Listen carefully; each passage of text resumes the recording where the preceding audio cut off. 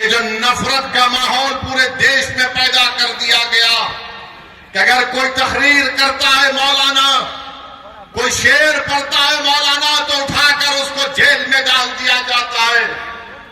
मैं पूछना चाहता हूं गुजरात की सरकार से कि तुमने एक मौलाना को पकड़कर मुंबई से पकड़कर गुजरात लेकर गए, मगर वही गुजरात में कई ऐसे वीडियो हैं जहां पर ये जालिम लोग वीडियो में आकर कहते हैं कि मसदुद्दीन ओवैसी को गोली मार देंगे, इसकी जबान को काट लेंगे, इसकी सर को काट देंगे, मगर उनको कोई हाथ नहीं लगाया जाता।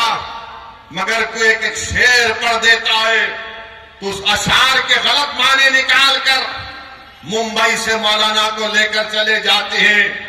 3-3 मुकदमे उन पर बुक कर दिए जाते हैं। मगर हम बीजेपी के लोगों से कहना चाह रहे हैं, तुम क्या कर सकते? तुम सिर्फ जानी तो ले सकते हो ना, तुम जानी तो ले सकते हो और क्या कर सकते हो? अगर मेरे मुकद्दर में जो लिखा अल्लाह ने लिख दिया वो तो पूरा होकर रहेगा, मगर जब तक हम जिंदा रहेंगे हम बातिल को बातिल कहेंगे, हम बातिल से समझौता नहीं करेंगे, हम बातिल को खुश करने के लिए अपनी पॉलिसी को लचकदार नहीं बनाएंगे।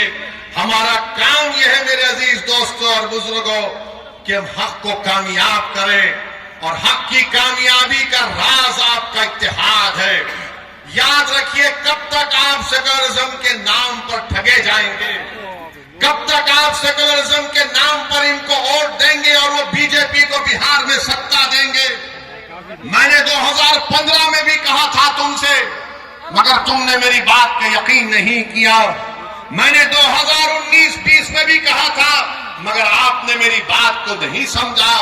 कम से कम अब तो समझ जाओ। याद रखो, तुम अपने मुकद्दर के फैसले कर सकते हो। तुम में इतनी ताकत है कि मुस्तकबिल में तुम्हारे हक में जो फैसले लिए जाएंगे तुम खुद उसको कर सकोगे। अगर आज आप मुत्तहिद होकर अपने वोट का इस्तेमाल नहीं करेंगे तो नुकसान आपका होगा, नुकसान सीमांचल की गरीब जनता का होगा। ये आवाज को उठना चाहिए मेरे अजीज दोस्तों और बुजुर्गों। आप देखते हैं कि भारत की पार्लियामेंट में हर मसले के ऊपर मजलिस इत्तेहादुल मुस्लिमीन के अरकान पार्लिमान अपनी आवाज को उठाते हैं। किशनगंज में अलीगढ़ मुस्लिम यूनिवर्सिटी का मसला मजलिस के एमपी उठाते हैं। मसाजिद का मसला 500-600 साल की मेहरौली की मस्जिद को शहीद कर दिया गया। क्या आपके किशनगंज के कांग्रेस के एमपी ने मुंह खोला? नहीं बोल सके। किसने बोला? मजलिस इत्तेहादुल मुस्लिमीन ने उसकी आवाज उठाई। आप देखते हैं बिल्किस बानो का मसला हुआ, किसने पार्लियामेंट में उसका मसला उठाया? मजलिस ने उसको आवाज उठाई इंसाफ के लिए। तो मेरे अजीज दोस्तों और बुजुर्गों, मेरी आपसे सिर्फ यही अपील है कि आने वाले लोकसभा के चुनाव में आप मुत्तहिदा तौर पर एक अच्छा फैसला लीजिए। हम भी नहीं चाहते कि बिहार में बीजेपी और नीतीश कुमार के एमपी कामयाब हो जाएं। हम तो शुरू से कोशिश कर रहे रोकने की, मगर जो लोग आपका वोट लेकर मोदी के गोद में बैठकर चाय पीती है, कभी आप इनसे भी तो पूछो कि तुमने हमारा वोट लेकर तुमने कैसे बीजेपी को सत्ता दे दी बिहार में। मेरे अजीज दोस्तों और बुजुर्गों, आप देख रहे हैं कि कैसे किस तरीके से कभी हमारी मसाजिद को निशाना बनाया जाता है, कभी शरीयत में मदाखलत की बात की जाती है।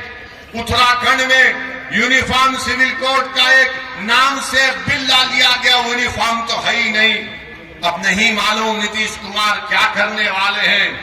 बीजेपी के साथ मिलकर बैठे हैं। यहां पर फसाद हुआ था 1 साल पहले, 100 साला मदरसे को जला दिया गया। मैं तुमसे पुकार कर कह रहा था, कहां है वो सेकुलरिज्म के दावे करने वाले? कहां है तेजस्वी यादव? जब 100 साल के मदरसे को जला दिया गया, कोई आवाज नहीं उठी। एक 12 साल के बच्चे को सीवान में पकड़कर उसको 8 दिन जेल में डाल दिया गया, किसी ने आवाज नहीं उठाई। मैं कह रहा था, पुकार रहा था। मेरे भाई याद रखो, अगर तुम्हारे लिए कोई लड़ने वाला नहीं होगा तो जुल्म जारी रहेगा।